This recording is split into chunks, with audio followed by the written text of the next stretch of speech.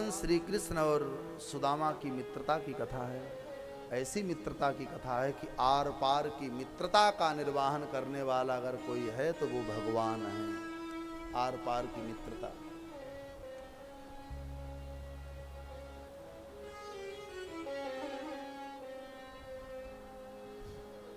संपूर्ण कथा गाई,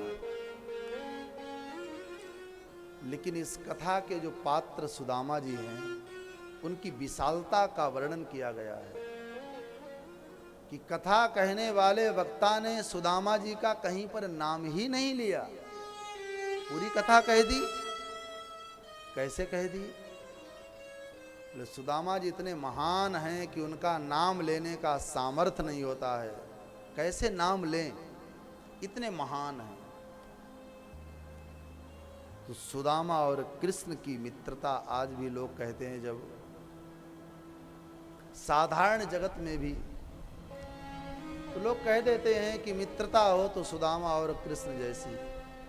आर पार की मित्रता का निर्वाहन करने वाले हैं भगवान। इस कथा में भगवान की उदारता और सुदामा जी की विनम्रता, इन दोनों के मिलन का नाम है सुदामा और कृष्ण की मित्रता। द्वारिकाधीश की उदारता और सुदामा जी की विनम्रता। मित्रता तभी चलती है जब एक में उदारता हो, दूसरे में विनम्रता हो। दोनों के मिलन को मित्रता कहते हैं। दोनों की संधि का नाम मित्रता। एक उदार हो और एक विनम्र हो। श्री कृष्ण हमारे उदार हैं और सुदामा जी विनम्र हैं। सुदामा जी में विनम्रता है। श्री सुखदेव जी ने सुदामा जी का चरित्र गाया, बड़ा ही पावन, बड़ा ही पुनीत। मैं फिर एक बार ऐसे सुदामा जी की मजाक करने वाले उन लोगों से मैं निवेदन करता हूं कि सुदामा जी की कथा गाने से पहले कथा को पढ़ लिया करो। पता लगा कि चावल चावल चावल के चक्कर में झांकी बनवा बनवा कर धक्का मार मार के सुदामा जी की बिल्कुल बदनामी कर दी। सुदामा जी ऐसे संत हैं कि झांकी लोग बनाते हैं फिर धक्का मारते हैं, हाँ गए सुदामा जी आ गए, सुदामा जी आ गए।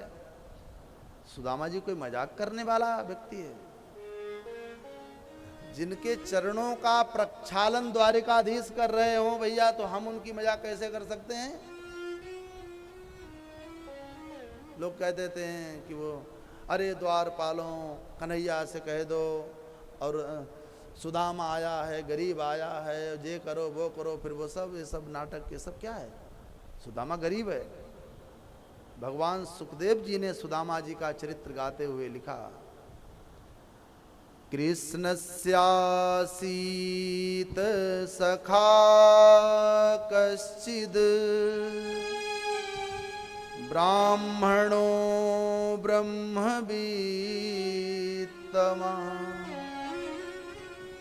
विरक्त इंद्रियार्थेषु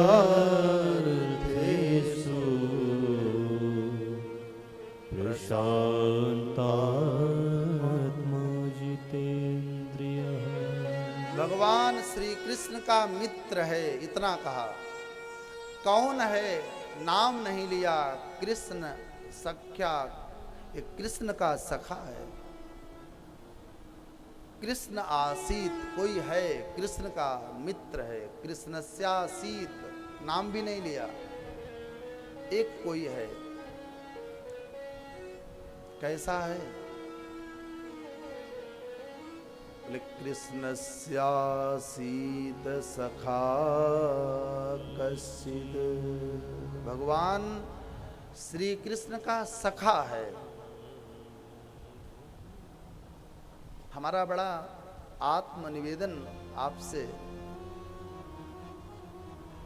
कि एक विधायक का मित्र गरीब हो सकता है?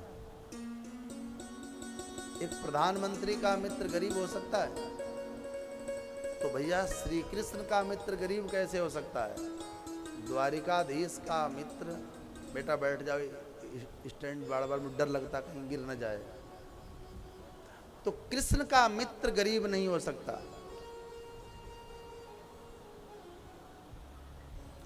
दूसरा, ब्राह्मणों ब्रह्मवित्तमा, इस ब्राह्मण के घर में भगवान वित्त यानी कि धरोहर के रूप में रखे हैं, कैसे गरीब हो सकता है। तीसरा, विरक्त है। चतुर्थ, प्रशांत आत्मा, इस ब्राह्मण की आत्मा बड़ी ही शांत है, बड़ी ही शांत है, कभी अशांत नहीं होती है, हर समय शांत रहने वाली। अब शांत जिसकी आत्मा है उसे क्या लेना देना।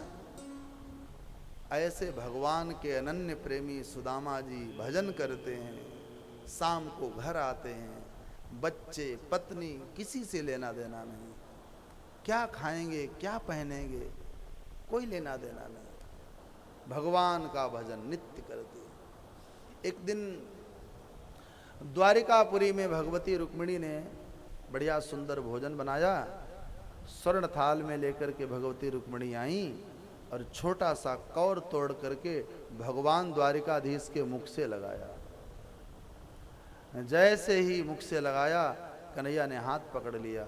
लक्ष्मी रुक्मिणी कहने लगी, क्यों रोने लगे, आपकी आंखों में आंसू आ गए, भोजन क्यों नहीं कर रहे, कारण बताओ। भगवान द्वारिकाधीश कहने लगे, रुक्मिणी हमें भोजन अच्छा नहीं लग रहा, एक हमारा मित्र है, बचपन का सखा है, उसके बच्चे, उसकी पत्नी भूखी है, एक दिन से भूखी नहीं है, कई दिनों से भूखी है, उसने खाना नहीं खाया, और मेरा मित्र भूखा हो और हम 56 भोग लगाएं, ये कौन सी नीति की बात है। हमारा मित्र भूखा है इसलिए मुझे रुचि नहीं हो रही, मुझे भूख नहीं आ रही, मैं नहीं खाऊंगा। तो रुक्मिणी ने तुरंत कहा कि मैं लक्ष्मी हूं प्रभु, आप आज्ञा करें तो जगत का राज्य, जगत की संपत्ति तुम्हारे मित्र के घर में हम पहुंचा दें। लक्ष्मी ने कहा भगवान से, आप आदेश करो, त्रिभुवन की संपत्ति तुम्हारे मित्र के घर में होगी। कन्हैया ने कहा नहीं, यही तो नहीं होना है। बोले रुक्मिणी एक बात सुनो, ऐसा हमारा विलक्षण मित्र है, इसको कुछ चाहिए नहीं, समस्या तो यहीं पर आकर के खड़ी हो जाती है, इसके अंदर कोई कामना ही नहीं है, इसके परिवार में किसी के हृदय में कुछ पाने की अभिलाषा ही नहीं है, चाहत खत्म। रुक्मिणी ने कहा कि अगर आप हमारी बात माने तो छोटा सा निवेदन हमारा मान लो। कौन सा निवेदन। रुक्मिणी कहने लगी कि आप और आपका मित्र दोनों एक जैसे हैं, हठीले हैं। कन्हैया ने कहा क्यों। बोले आपके मित्र के परिवार में किसी के हृदय में चाहत ही नहीं है। बोले हाँ। बोले चाहत होती तो अब तक तो हम उनके घर में सब कुछ भर देते, वो मांगते नहीं है। रुक्मिणी ने कहा एक काम आप करो, तुम जाओ और जाकर के अपनी माया से सुदामा जी के घर में पत्नी बच्चे और सुदामा के हृदय में चाहत पैदा करो, कामना पैदा करो। ये तो कर सकते हो। कन्हैया ने कहा हाँ ये तो हम कर सकते हो। हम जाकर के उनके परिवार में, उनके बच्चे पत्नियों में कामना पैदा कर देंगे, मांगने की इच्छा जन्म कर देंगे। बोले जाओ, आगे हम बना लेंगे। भगवान कितने दयालु हैं।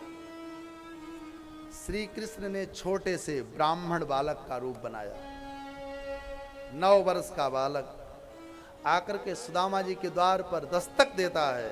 भिक्षाम देहि मातेश्वरी, हे माते हमें भिक्षा दे दो, मुझे भोजन करा।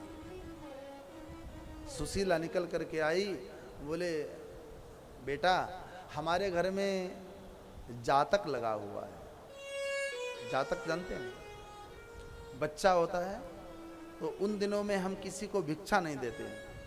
सूतक में और जातक में बच्चे के जन्म पर अर्थात किसी की मृत्यु होने पर जो समय होता है 10 दिन 12 दिन 13 दिन, उन दिनों में हम किसी को अपने घर खिलाते पिलाते नहीं हैं, किसी को दान दक्षिणा नहीं करते, करना नहीं चाहिए।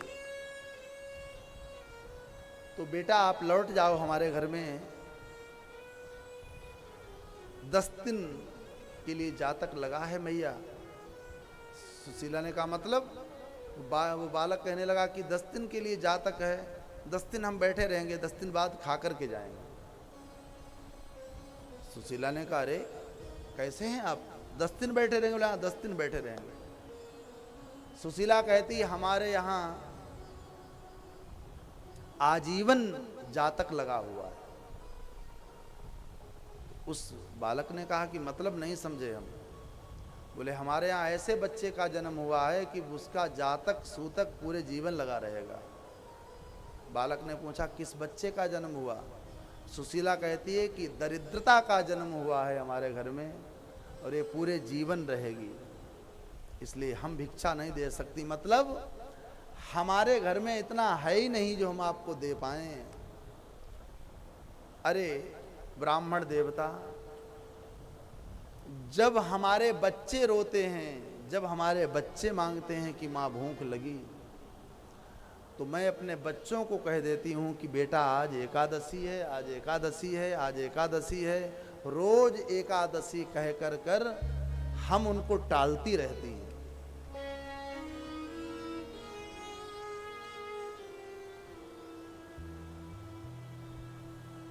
बोलो वृंदावन बिहारी लाल की जय हो।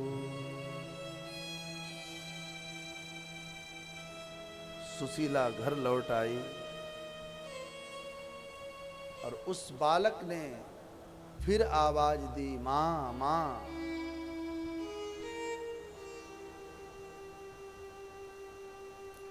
मैं जान गया कि तुम्हारे घर कुछ खाने को नहीं है। जिनके घर खान को अन्न नहीं वो मोहन भोग लगावत हैं। तुम्हारे पति के मित्र हैं त्रिभुवन पति द्वारिकाधीश, एक बार अपने पति को तुम द्वारिकाधीश के यहाँ भेज दो, तुम्हारा सब मंगल हो जाएगा। इतना कह करके वह बालक चला आया। रुक्मिणी से आकर के कहा कि देखो हम घर में चाहत की आग लगा करके आए हैं, परिणाम क्या आता है ये देखेंगे। शाम को सुदामा जी आए। भगवती सुशीला अपने पति के चरण पकड़ लेती है और कहती है कि हे ब्राह्मण देवता, आज तक तुमने हमसे इतना बड़ा रहस्य छिपाया। आपके मित्र हैं द्वारिकाधीश, आपने मुझे बताया ही नहीं।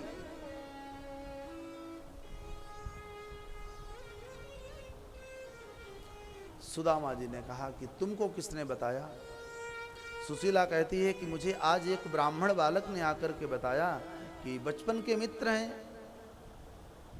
तो एक काम करो, आप मेरे कहने पर, मेरे निवेदन करने पर आप जाओ ना, अपने मित्र को मिलकर के आओ, तुम्हारे बचपन का मित्र है। देखो संसार में भाई से भी बढ़कर के कोई अगर रिश्ता है तो वो है मित्र का। मित्रता का निर्वाहन करने वाला कोई मिलता नहीं है, और कोई मिल जाए तो बड़ा मुश्किल है इस कलिकाल में। क्योंकि मित्रता समर्पण से होती है, कहां मित्रता बची। जाओ अपने मित्र को मिलकर के आओ।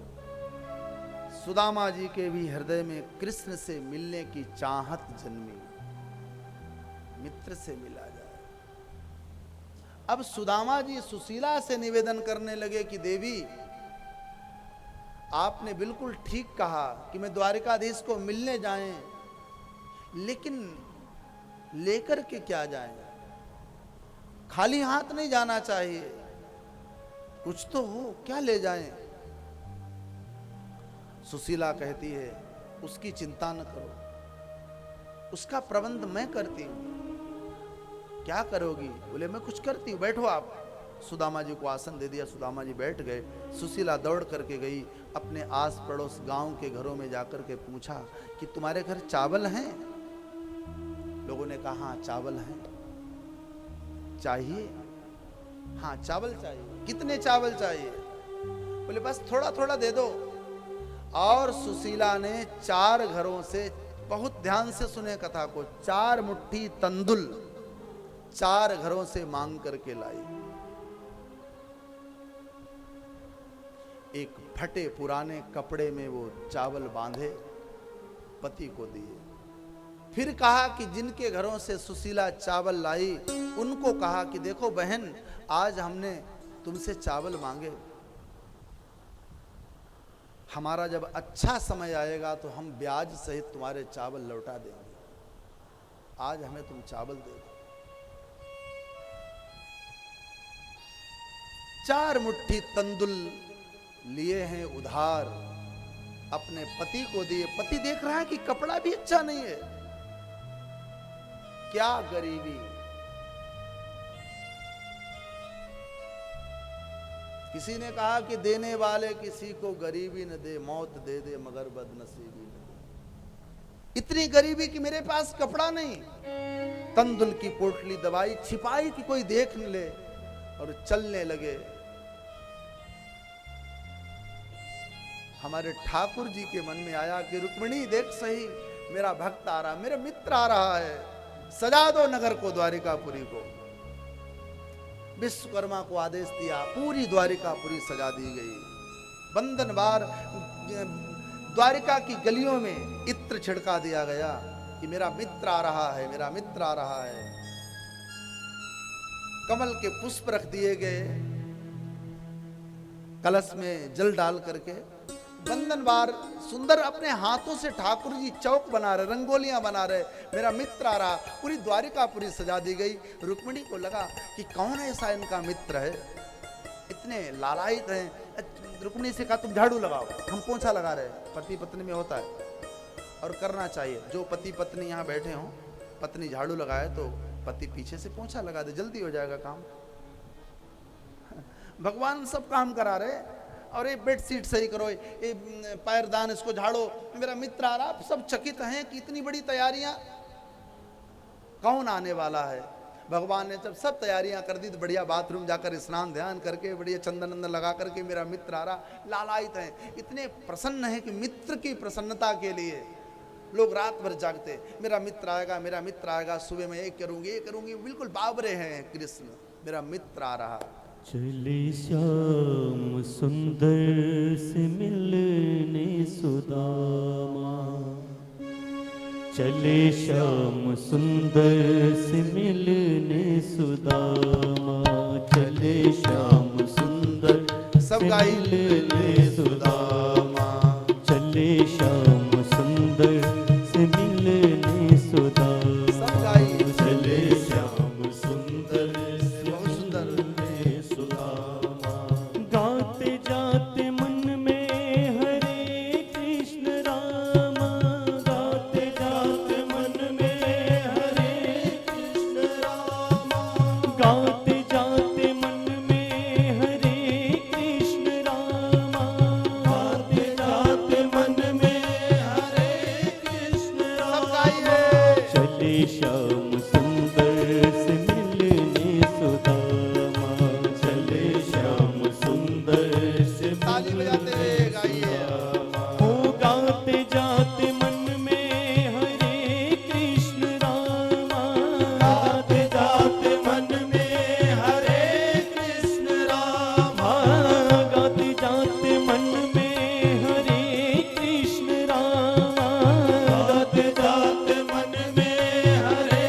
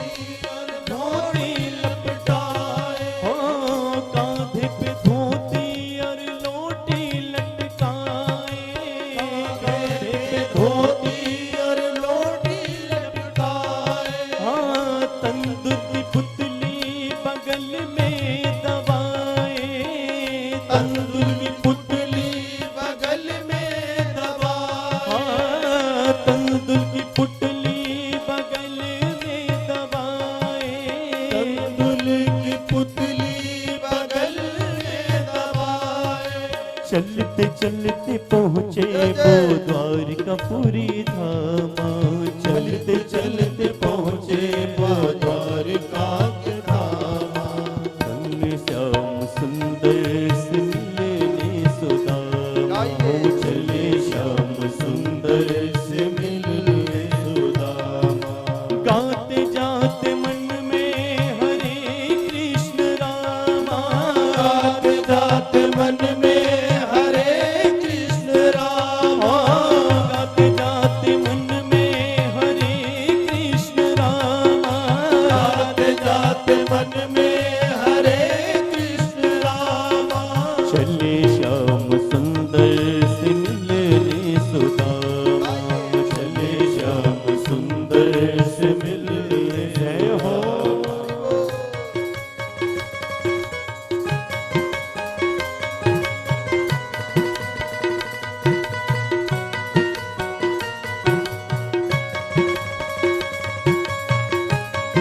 एक बार प्रेम से कहें सुदाम देव जी महाराज की जय हो।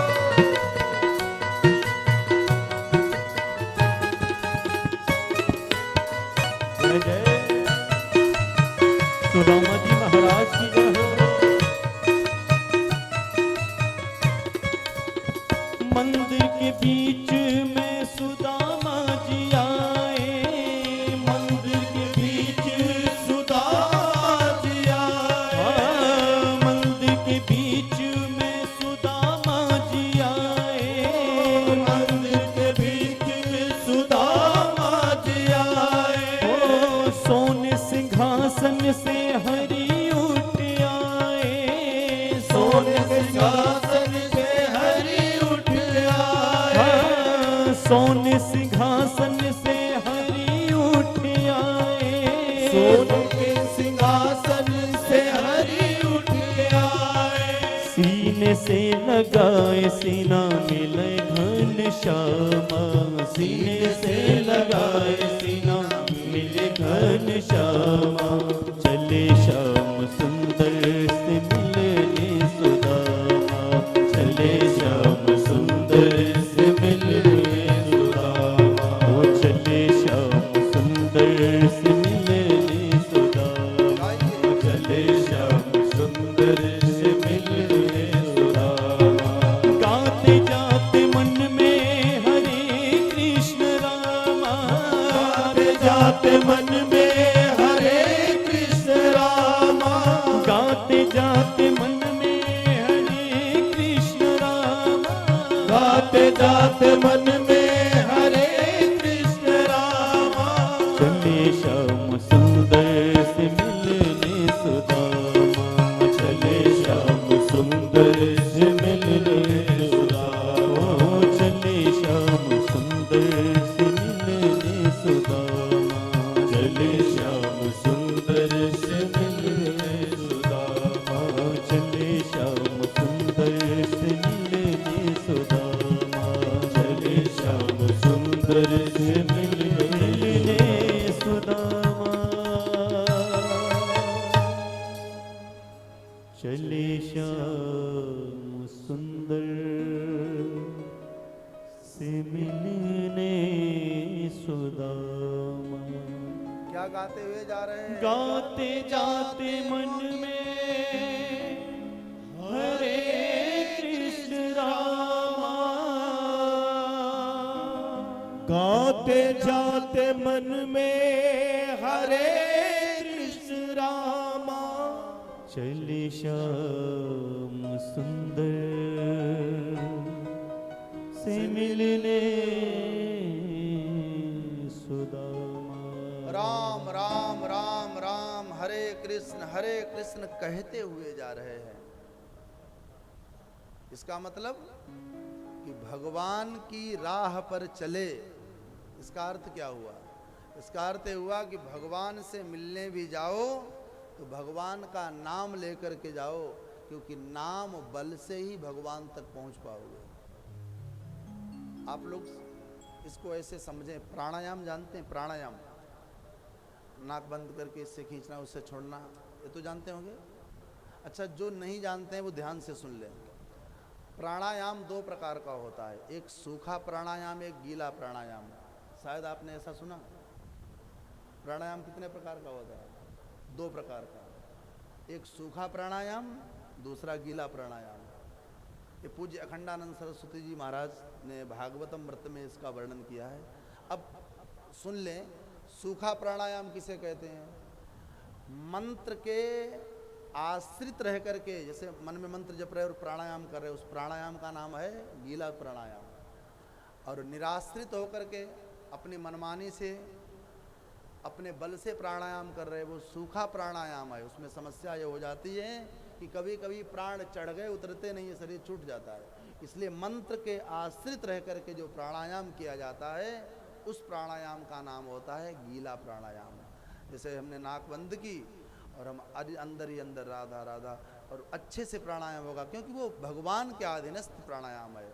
ऐसे ही भगवान की ओर सुदामा जी जा रहे हैं और हरे राम हरे कृष्ण गाते हुए हमारे द्वारिकाधीश सिंहासन पर बैठे हैं। हृदय धड़कने लगा।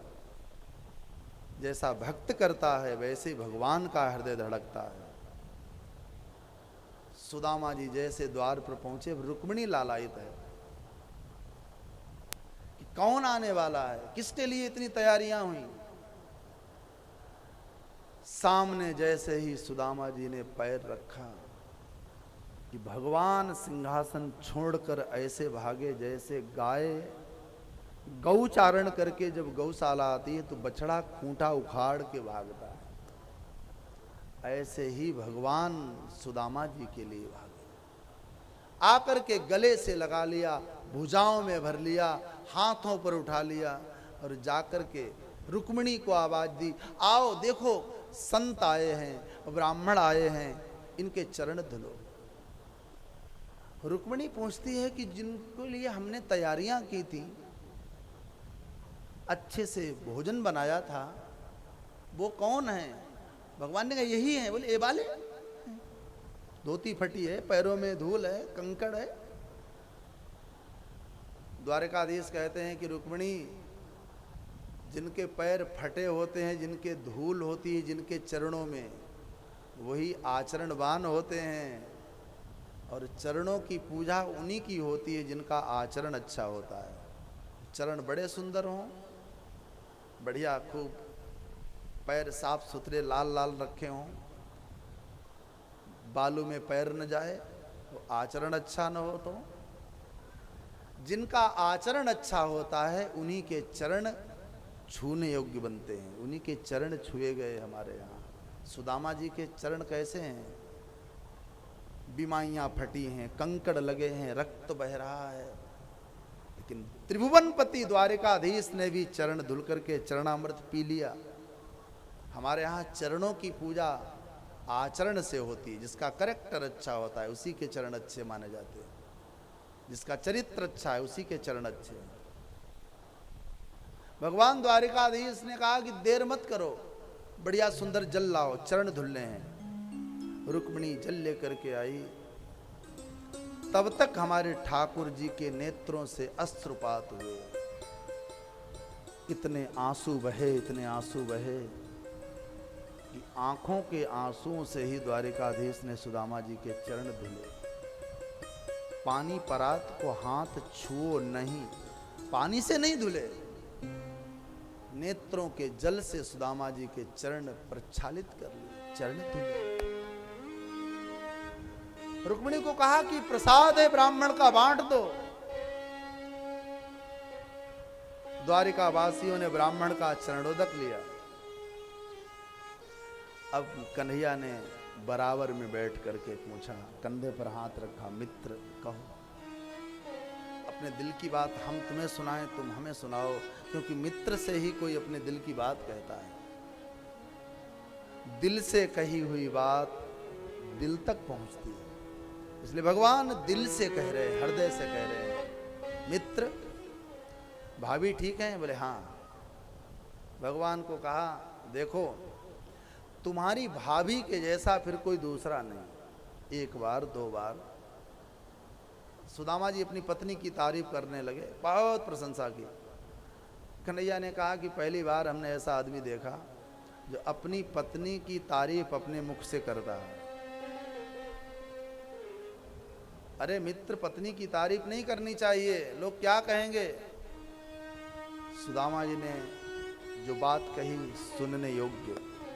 सुदामा जी कहते हैं क्यों नहीं करनी चाहिए? बोले नहीं, पत्नी की कहीं प्रशंसा की जाती है, और वो भी समाज में पत्नी प्रशंसनीय है तो अपने मन में रखो, बताने की क्या आवश्यकता।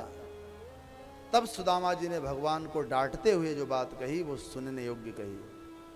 बोले वैसे तो साधारण जगत में द्वारिकाधीश पत्नी की प्रशंसा नहीं करनी चाहिए, पत्नी की प्रशंसा करेंगे लोग कहेंगे कि पत्नी को डरते हैं, लेकिन हाँ, हमारी पत्नी प्रशंसा योग्य इसलिए है जो पत्नी अपने पति को भगवान की ओर भेजे, भगवान की ओर चलाए, वो प्रशंसनीय हो जाती है।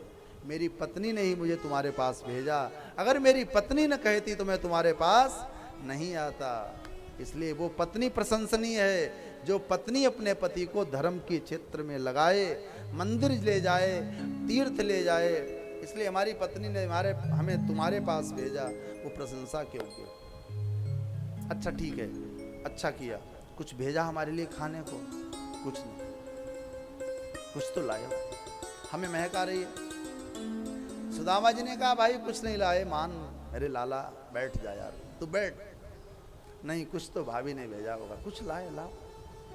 ऐसे कहकर कन्हैया ने सुदामा जी की कांख से, बगल से वो तंदुल की पोटली खींची।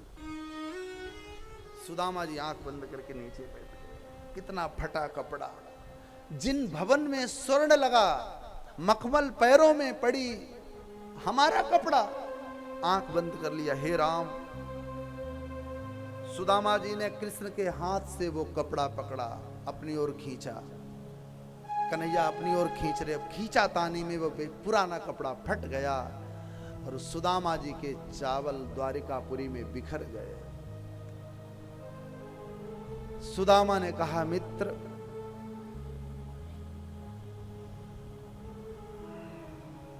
आज तक जिस गरीबी को मैंने छिपा करके रखा था, आज तुमने मेरी गरीबी उजागर कर दी, बाजार में फैला दी। इस गरीबी को मैंने बड़ा छिपा करके रखा था, तुमने रुक्मिणी के सामने मेरी गरीबी प्रकट कर दी है। मेरी गरीबी फैली पड़ी है। चावल भी है तो 12 प्रकार के चावल। तो श्री कृष्ण ने कहा मित्र, अब आगे की लीला हमारी देखो। चावल फैले थे, उन तंदुल के ऊपर भगवान गिर पड़े और अपने पीतांबर से सब चावल एकत्रित करके, जैसे बच्चा चॉकलेट टॉफियों की रेस ढार बनाता है, एकत्रित करता है, ऐसे भगवान ने ऐसे चावल लपटा लिए, कुटुक कुटुक करके तंदुल खाने लगे। मुट्ठी में भर भर के चावल खा रहे, कच्चे चावल। कहना चाहते हैं कि कोई मुझे 56 भोग भाव से न लगाए, मैं नहीं खाता हूं, लेकिन भाव से लगाता है तो मैं सब कुछ खाता हूं। भगवान ने एक मुट्ठी चावल खा करके सुदामा जी को अपने बराबर साम्राज्य दे दिया। बोलो द्वारिकाधीश की। अब जिन लोगों ने चावल दिए थे उन लोगों के लिए अब देखो भगवान क्या कर रहे हैं, बड़ी अच्छी कथा गाई। सुदामा जी द्वारिकापुरी में है, कन्हैया ने विश्वकर्मा से कहा जाओ जाकर के सुदामा जी के घर को सुंदर भव्य अच्छा घर बना दो। तो जैसे ही सुदामा जी के लिए चावल जिन जिन लोगों ने दिए थे, विश्वकर्मा आए और विश्वकर्मा ने आकर के कहा सुशीला घर से बाहर आओ, हमें भगवान द्वारिकाधीश ने भेजा है, हमें तुम्हारा घर बनाना है। तो सुशीला क्या कहती है कि विश्वकर्मा केवल हमारा घर बनाना है? बोले हाँ। बोले तो लौट जाओ, हमें केवल अकेले अपना घर नहीं बनवाना है, अगर आपको बनाना है तो हमारा पूरा गांव सुंदर बना दो। सुनने योग्य, ध्यान से सुनने योग्य बात कही। विश्वकर्मा ने तुरंत भगवान को मन ही मन कहा कि प्रभु ऐसा ऐसा कह रहे हैं। भगवान कहते हैं विश्वकर्मा जैसा कहें सुशीला वैसा कर, जैसा उनका कहना हो वही कर लो, पूरा नगर अच्छा बना दो, पूरा नगर सुंदर बना दो। आज भैया भगवान के कहने पर विश्वकर्मा ने पूरे संपूर्ण नगर को द्वारिकापुरी के बराबर बना करके दिया। अब सुशीला की महानता सुने। भगवान आए और हमसे कहें कि तुम्हारा काम अच्छा होगा तो हम क्या कहेंगे कि हाँ हमारा काम अच्छा कर दो, लेकिन नहीं, भगवान ने एक घर बनाने के लिए भेजा। सुशीला भगवान के चैलेंज को ठुकरा देती है, मुझे अपना घर नहीं बनाना है, बनाना है तो हमारा पूरा नगर सुंदर बनाओ। और भगवान के कहने पर विश्वकर्मा ने पूरा नगर सुंदर बना दिया। क्यों? इसलिए बना दिया कि आज हमारे श्री श्याम सुंदर संसार को कहना चाहते हैं कि जिन जिन लोगों ने अपने घरों से मेरे घर चावल भेजे, समझ गए, कि जिन जिन लोगों ने अपने घरों से मेरे लिए चावल भेजे, आज उनके घर को भी मैं अपने घर के समान बना दूंगा। सुदामा का तो घर बनाया ही बनाया, संपूर्ण नगर को सुंदर बना दिया, क्योंकि सब लोगों ने अपना थोड़ा थोड़ा अन्न दान किया था। सुदामा जी को राज्य लक्ष्मी मिली। सुदामा जी घर आए, घर आकर के देखा कि जहां मेरी फूस की झोपड़ी थी वहां महल बन गए। सुशीला ने पूरा कारण बताया कि इस कारण से भगवत कृपा से महल बन गए। आज सुदामा जी सुशीला के साथ वैभव संपन्न, राज संपन्न घर में रहते हुए भगवान को नहीं भूले। संपत्ति आए, लेकिन मेरे भाई बहन उस संपत्ति में भी हमें ठाकुर जी को नहीं भूलना चाहिए। ये नियम है। आज आचार्य चरण कहते हैं कि भगवान की कृपा से वैभव मिला, भगवान की कृपा से वैभव से आज युक्त होकर श्री सुदामा जी निरंतर भगवान का भजन करते हैं।